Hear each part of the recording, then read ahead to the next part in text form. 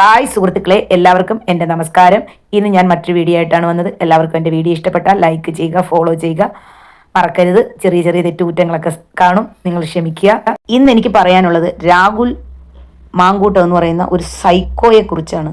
കല്യാണം കഴിച്ച സ്ത്രീകളെ, അത് ഭർത്താവുമായി പിണങ്ങി നിൽക്കുന്ന സ്ത്രീകളെയാണ് ഇവൻ്റെ നോട്ടം. എന്നിട്ട് ആ സ്ത്രീകളുമായിട്ട് അടുക്കുക, എന്നിട്ട് അവരെ ഹോട്ടലിൽ വിളിക്കുക, അവരെ പീഡിപ്പിക്കുക, അതിൽ കുഞ്ഞിനെ ഉണ്ടാക്കുക, പിന്നെ ആ കുഞ്ഞിനെ അബോഷനാക്കി കളയിപ്പിക്കുക, ഭീഷണിപ്പെടുത്തുക. ഇതൊക്കെയാണ് ഇവൻ്റെ ഒന്നാമത്തെ സ്വഭാവം. കണ്ടാൽ മാന്യൻ. എന്ത് മാന്യൻ! അവൻ്റെ ചിരിയൊക്കെ കാണണം.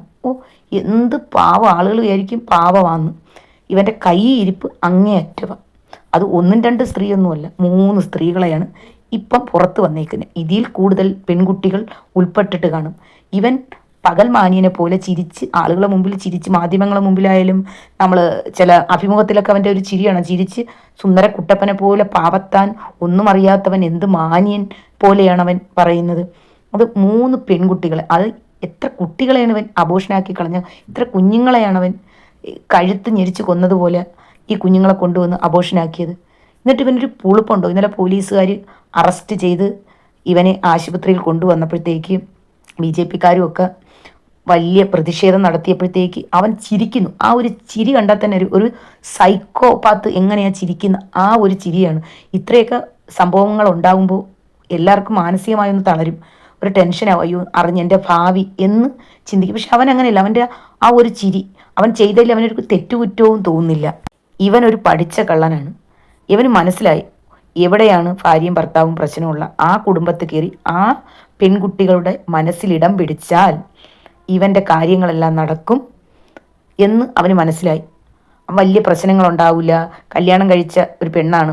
ഇപ്പം അവൻ വിളിച്ച് ഹോട്ടലിൽ കൊണ്ടുപോയി അവളെ പീഡിപ്പിച്ചാലും ഇങ്ങനെ ഈ പ്രശ്നമൊക്കെ ഉള്ളത് കൊണ്ട് അത് പറയാൻ പറ്റത്തില്ല. ഒക്കെ ഭർത്താവുണ്ട്, വീട്ടുകാർ നീ എന്തിനടി അവൻ വിളിച്ചപ്പോൾ പോയി എന്നൊക്കെ ചോദിക്കും എന്ന് അവന് നല്ലതുപോലെ അറിയാം. അവൻ്റെ രാഷ്ട്രീയം ഇതൊക്കെ വെച്ച് അവൻ ദുരുപയോഗം ചെയ്തു. ഓരോ പെൺകുട്ടി, ഇപ്പം 3 പെൺകുട്ടികളാണ് വന്നിരിക്കുന്നത് ഇവനെ പറ്റി പറഞ്ഞുകൊണ്ട്. ഇനിയും ഒത്തിരി പെൺകുട്ടികൾ കാണും, അവർക്കൊന്നും പുറത്ത് പറയാൻ പറ്റാത്ത ഇതായിരിക്കും. എന്തായാലും ഈശ്വരൻ ഉണ്ടെന്ന് പറയുന്ന കറക്റ്റാണ്. ഈ ഒത്തിരി പെൺകുട്ടികളുടെ ശാപമാണെന്ന് തോന്നുന്നു അവനിപ്പം MLA ആയപ്പോൾ അവന് ഇത് സംഭവിച്ചത്. ഇനി അവന് സ്ഥാനമാനങ്ങൾ കിട്ടി ഇവൻ വലിയ നിലയിൽ വന്നാൽ ഇതിനപ്പുറം കാണിക്കും. ഒരു പെൺകുട്ടികൾക്ക് നീതി ഇവൻ്റെ മുമ്പിൽ നിന്നും കിട്ടില്ല. ആരെങ്കിലും എന്തെങ്കിലും ഒരു പ്രശ്നമായി ഇവൻ്റെ അടുത്ത് വന്നാൽ ഇവൻ ആ പെൺകുട്ടികളെ ഹോട്ടലിലേക്കായിരിക്കും വിളിക്കുന്നത്.